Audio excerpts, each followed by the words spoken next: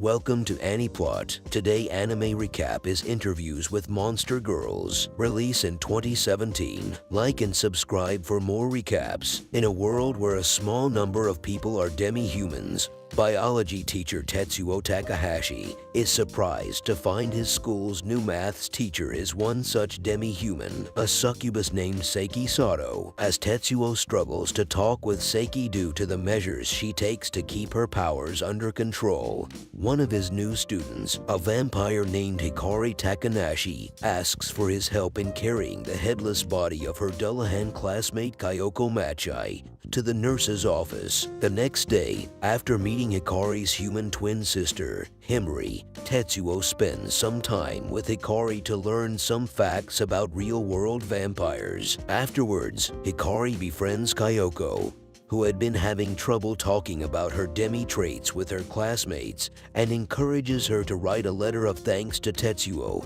offering to speak with him anytime. Tetsuo spends some time talking with Kyoko, learning about how she deals with her Dullahan body and struggles with making friends. Receiving some advice on how to break the ice with her classmates, Kyoko asks Tetsuo to hug her head. Later, Hikari sets Kyoko up on a practice date with Tetsuo, who carries her head around while Hikari keeps her body at her house. During the date, Kyoko tells Tetsuo her concerns about her Snow Woman classmate, Yuki Kusakabe. Using what he had learned, Tetsuo arranges with the principal to allow Kyoko to use a backpack instead of a regulation bag so she can carry her head around more easily, a deed that is only noticed by Seiki. While struggling to keep men from being affected by the natural aphrodisiac she produces, Seiki finds herself becoming attracted to Tetsuo when she assumes he wasn't affected. While Tetsuo questions Hikari on the connection between bloodsucking and romance, Kyoko tells Seiki about her crush on Tetsuo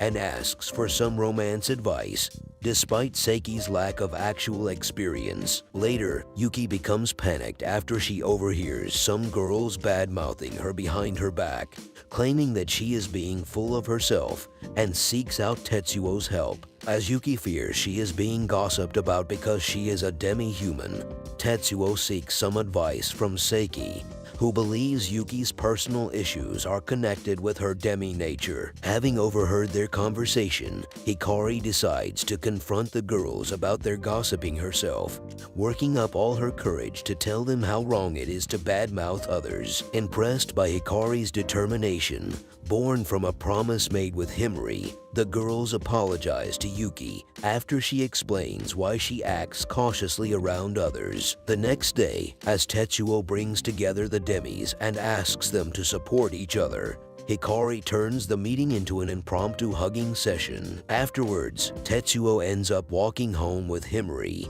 who has yet to trust him. Her impression of him changes, however, after Tetsuo explains the importance of understanding demis by recognizing both their human personalities and their troubles with being demi-humans. Yuki explains to Tetsuo how ice particles formed in her bath one night before starting high school, leading her to fear that her powers as a snow woman could hurt someone. Reading up on various folklore, Tetsuo comes up with an idea and has Yuki take a hot foot bath while reading some of the more grim legends surrounding snow women. This leads to the formation of ice particles, which Tetsuo identifies as cold sweat from her feet which had frozen because of emotional stress, deducing that Yuki's powers are tied to her negative feelings. This revelation comes as a huge relief to Yuki, who realizes her powers aren't actually capable of hurting others and starts to become more open with herself. Afterwards, Yuki goes to spend time with Hikari and Kyoko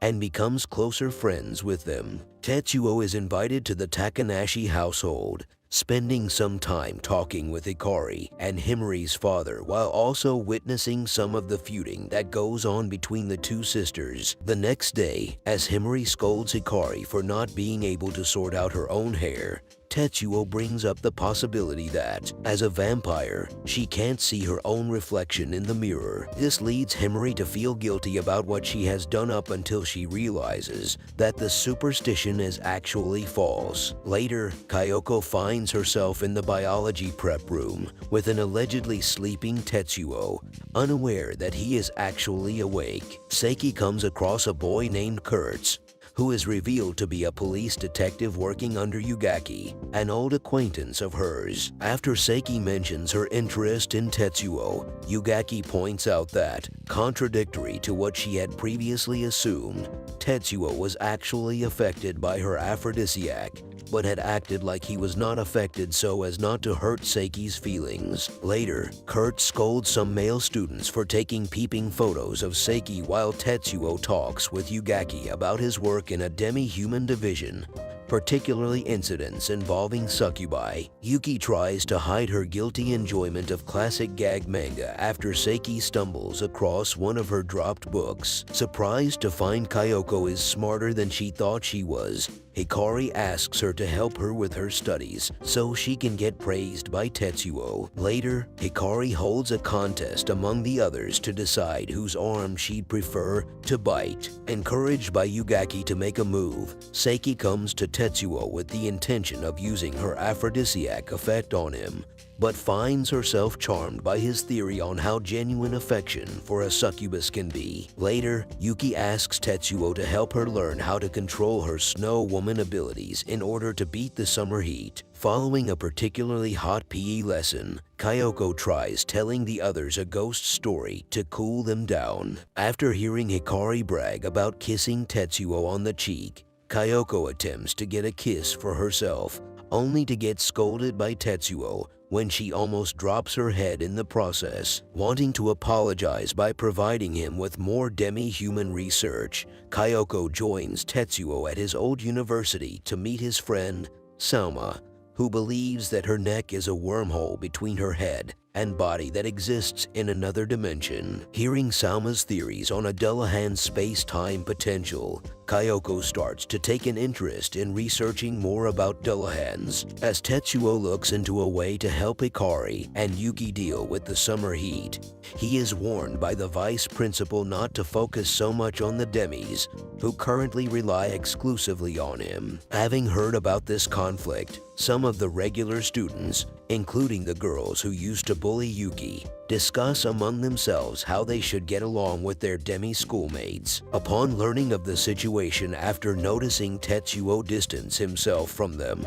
the girls send him a video message thanking him for everything he has done for them while Hikari thanks him in person. The next day, the vice principal reverses his decision, acknowledging how Tetsuo's efforts have inspired both his Demi-Human and human students. Despite having some concerns over how Hikari will fare in the sunlight, Tetsuo allows her and the others to reserve the outdoor pool, inviting Seiki to join them. As the girls enjoy themselves, Seiki attempts to ask Tetsuo out while Kyoko has a discussion about the legends concerning Dullahans, leading to her first experience putting her head underwater. Afterwards, Hikari explains that she wanted to prioritize everyone having fun instead of going out of their way for her. During summer break, Tetsuo asks Seiki to join him on patrol duty for the local summer festival, which both the Demis and Himari and her friends go to. As each group decides to check out a nearby shrine,